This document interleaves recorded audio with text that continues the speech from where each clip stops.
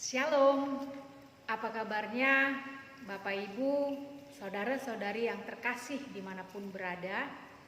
Kiranya dalam keadaan sehat dan sukacita ketika kita melakukan segala pekerjaan kita.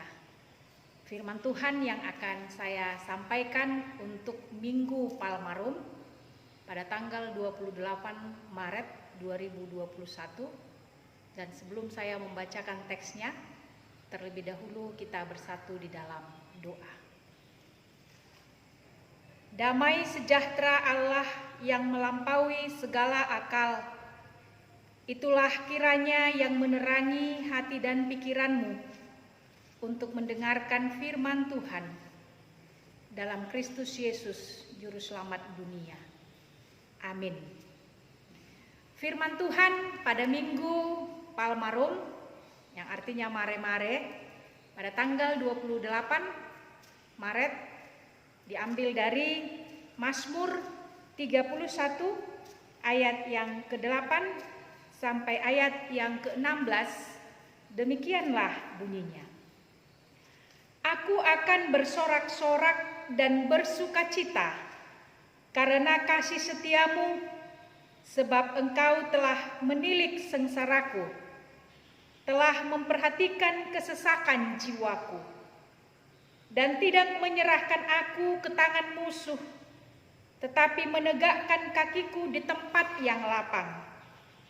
Kasihanilah aku, ya Tuhan, sebab aku merasa sesak, karena sakit hati mengidaplah mataku, meranalah jiwa dan tubuhku, sebab hidupku habis dalam duka, dan tahun-tahun umurku dalam keluh kesah.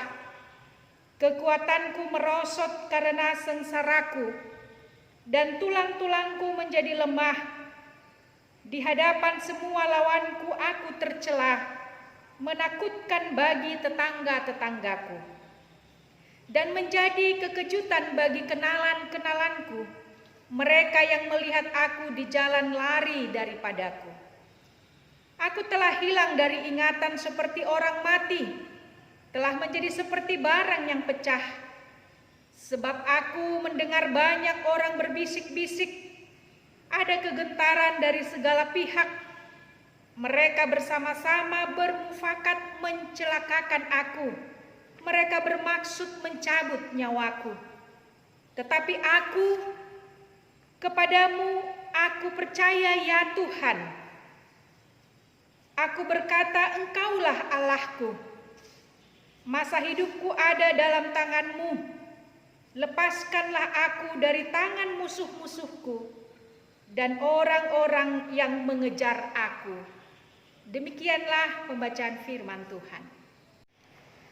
Saudara-saudari yang terkasih, adapun yang menjadi tema dalam khotbah ini adalah bersoraklah akan kasih setia Tuhan. Ketika semuanya baik-baik saja di dalam dunia ini, ketika harapan kita yang terindah dan impian kita terwujud, tentu di dalam hati kita nyaris meledak dengan kebahagiaan dan sorak-sorai dengan mengatakan, tidak ada yang lebih baik dari hari ini. Bahkan kita berdoa agar hari ini jangan cepat berlalu, agar kita bisa terus menikmati sukacita dan sorak-sorai itu. Namun saat-saat lain, ketika segalanya tidak berjalan sesuai dengan keinginan hati kita, saat kemungkinan-kemungkinan buruk benar-benar menjadi kenyataan, saat harapan kita yang terindah dan harapan kita hancur berkeping-keping, saat ketika hati kita sakit karena ketidakadilan dan sesak akibat kedukaan yang begitu dalam, saat tulang-tulang kita menjadi lemah karena sakit yang tak kunjung sembuh, saat-saat seperti ini, dapatkah kita bersorak-sorak dan bersukacita di dalam hidup kita? Henry Nouwen, seorang penulis mengatakan, cawan kita sering begitu penuh rasa sakit sehingga sukacita tampaknya benar-benar tidak terwujud. Ketika kita remuk seperti buah anggur, kita tidak dapat memikirkan bahwa kita akan menjadi minuman anggur. Seperti pemazmur dalam nats ini yang mengalami kesesakan, yang mengalami penderitaan yang hebat, hari-hari hidupnya selalu dalam keluh kesah, bahkan orang-orang pun menjauh lari daripadanya. Namun, pemazmur berdoa mempercayakan bahwa masa depan hidupnya ada di tangan Tuhan. Penderitaan dan kesesakan hidup tidak membuat pemazmur menjauh dari Allah, tetapi di dalam kelemahan tubuhnya, pemazmur justru bisa bersorak-sorai dan bersukacita. Mazmur 31 ini diberi judul Aman di dalam tangan Tuhan.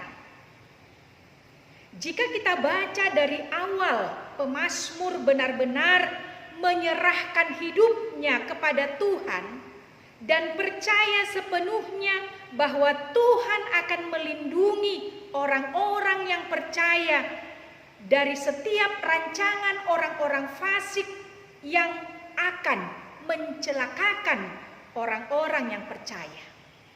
Mazmur 31 ayat 15 dalam teks ini mengatakan, tetapi aku kepadamu aku percaya, ya Tuhan, aku berkata, Engkaulah Allahku.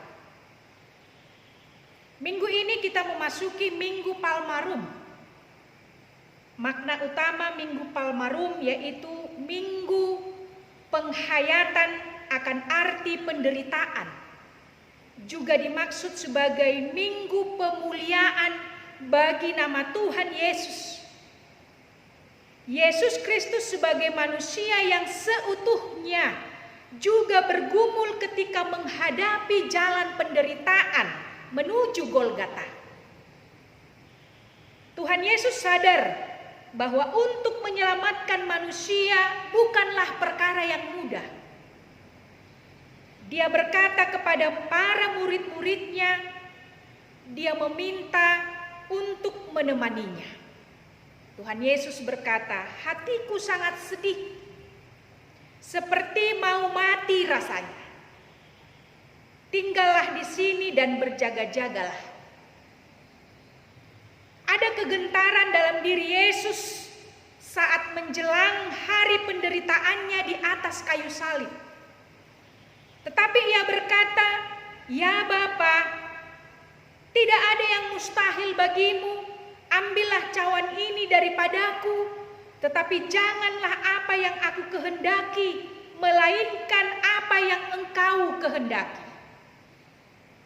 Yesus mampu melawan keakuannya, keinginan dirinya untuk terus dengan taat melaksanakan kehendak Bapa yang mengutusnya.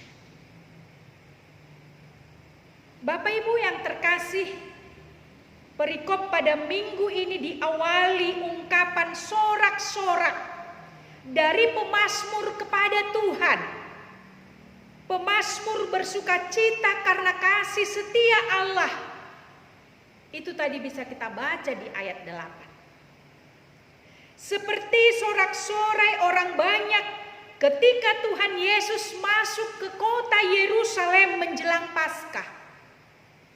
Terjadilah sesuatu yang luar biasa, yaitu banyak orang yang menyatakan iman percayanya kepada Yesus.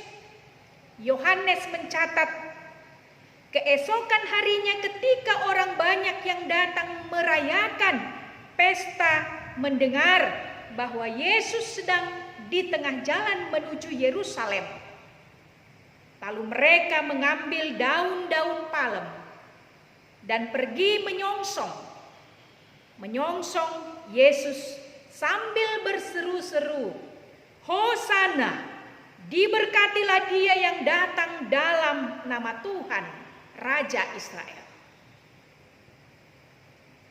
Bagaimana penderitaan dan kekhawatiran Daud yang bisa kita lihat di ayat 9 sampai ayat 14. Daud mencurahkan segala isi hatinya kepada Allah. Bagaimana dia begitu menderitanya. Pemazmur menyampaikan bagaimana keadaan hati, jiwa dan tubuhnya yang menderita. Daud meminta belas kasihan kepada Tuhan. Kasihanilah aku ya Tuhan.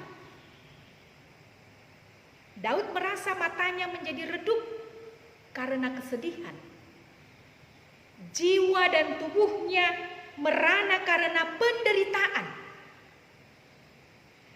Hidupnya habis dalam duka dan tahun-tahun umur dalam keluh kesah. Kekuatan merosot karena sengsara dan tulang-tulangnya menjadi lemah. Daud merasa seperti hilang dari ingatan, seperti orang mati, telah menjadi seperti barang pecah. Keterpurukannya dan keadaan tubuhnya yang mengalami penderitaan tersebut membuat orang-orang di jalan yang melihatnya lari daripadanya. Dan di hadapan para musuhnya, di hadapan para lawannya, Daud merasa tercela. Alangkah malunya dia, seandainya Tuhan tidak menolongnya, seandainya Tuhan tidak menyelamatkannya dari para lawannya, maka para lawannya berhasil memisahkannya dari Tuhan. Atau para musuhnya akan mengatakan bahwa Daud telah salah memilih Tuhan. Sebab para musuhnya telah bermufakat mencelakakan Daud. Tetapi kasih setia Allah kepada orang-orang yang mengaku sepenuhnya kepada Tuhan, maka tentu Tuhan tidak akan menyerahkan orang-orang yang percaya kepadanya, menyerahkannya kepada musuh-musuh. Saudara-saudari yang terkasih, di hadapan ancaman maut, pemazmur mengaku percaya, Engkaulah Allahku. Pemazmur menyatakan bahwa masa hidupnya dalam arti yang baik maupun dalam keadaan buruk ada di tangan Tuhan. Itulah sebabnya pemazmur meminta dalam penuh keyakinan. Dia berdoa kepada Tuhan, bebaskanlah aku dari tangan musuhku dan dari orang-orang yang mengejar aku. Dengan iman, dengan keyakinannya kepada Tuhan, pemazmur memohon kepada Tuhan, memohon kepada perlindungan Tuhan, dan dia percaya pertolongan Tuhanlah yang menjadi solusi bagi masalah-masalah yang dihadapinya, bukan dengan kekuatannya sendiri. Saudara-saudari yang terkasih, penguin adalah binatang yang sangat unik. Dia hanya bertelur hanya pada masa musim dingin, dan telurnya pun hanya satu, tidak lebih daripada itu. Ketika sang betina sudah bertelur, apa yang dia lakukan? Dia memberikan telurnya kepada penguin si jantan, lalu meletakkan telur itu di atas telapak kaki penguin si jantan, dan kemudian menutupinya dengan bulunya. Lalu kemana penguin si betina? Selama 2 bulan lamanya, sang betina bersama penguin betina-betina lainnya akan pergi mencari dan mengumpulkan makanan untuk bayinya yang akan menetas itu. Itu bukan waktu yang pendek, tetapi waktu yang sangat panjang. Selama itu, si jantan akan berpuasa dia mengerami telur itu, dan dia akan terus mempertahankan telur itu tetap ada di atas telapak kakinya. Lalu kakinya terus menjaganya. Kalau bergerak sedikit saja, telur itu bisa akan menggelinding keluar. Penguin si jantan itu akan bertahan dengan semua penguin-penguin jantan lainnya meskipun ada badai yang begitu dingin. Mereka saling berdekatan, saling melindungi, dan luar biasa, tepat pada bulan kedua, telur itu pun menetas. Tetapi pada saat yang sama, penguin betina itu juga kembali dari tempat mencari makanan dan memberikan makanan itu kepada anaknya yang baru menetas. Penguin jantan butuh 2 bulan bertahan untuk menjaga telurnya sampai menetas, sementara penguin si betina pergi mencari makanan.